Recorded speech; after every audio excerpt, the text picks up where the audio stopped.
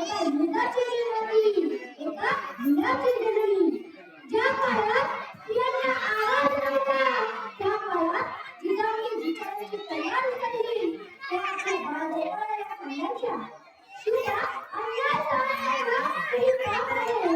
त्या लहानशा शिवबाला सांगायच्या, बाळा तलवार ही फक्त शत्रू मारण्यासाठी नव्हे, तर ती मारण्यासाठी घ्यायची असते. आईच्या त्या शब्दांनी छत्रपती शिवाजी महाराजांच्या मुलीला स्वराज्याचं बीज पेरलं. जिजाऊ काहीच संघर्ष होतं. त्यांनी पतीला गमावलं, राज्य गमावलं, सुख गमावलं, पण विश्वास राज्य गमावला नाही.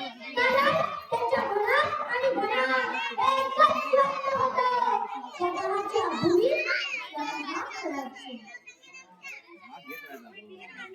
जिजाऊ म्हणजे शौर्याची शाळा.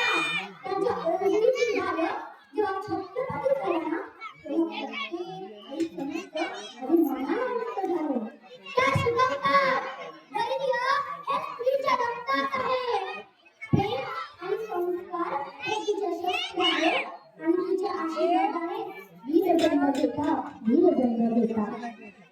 मित्रांनो, आजच्या युगातही प्रत्येक घरात एका जिजाऊची गरज आहे, ज्या आपल्या मुलांना मोबाईलमध्ये नव्हे तर संस्कारात घडवतील, ज्या मुलींना शिकवतील तू कमजोर नाही, तूच शक्ती आहे.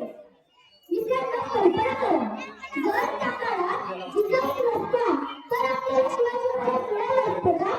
काय वाटतं, मिळाले असते? कधीच नाही. म्हणूनच त्या फक्त आई नाही, त्या आहेत विश्वप्रेरिका जिजाऊ. जिजाऊ जागल्या की शिवाजी जन्मतो. आई संस्कार देते, संस्कार इतिहास घडवतात. तीच जिजाऊ भारताची प्रेरणा. माझी जिजाऊ म्हणजे मातृत्व, माझी जिजाऊ म्हणजे भारताचा स्वाभिमान, माझी जिजाऊ म्हणजे शौर्य. त्यांच्या ओळखीची नावं आजही प्रत्येक मराठीच्या हृदयात जिवंत आहे. परिणामी प्रणाम करत शैली अवगत सांगते, तिच्या प्रती वीर लोक, तिच्या नावानं संपूर्ण भारत थरथरतो. जय भवानी, जय शिवाजी, जय जिजाऊ, जय शिवराय. शिवबा आणि जिजाऊ या दोन्ही मालेकर नावाचा खाली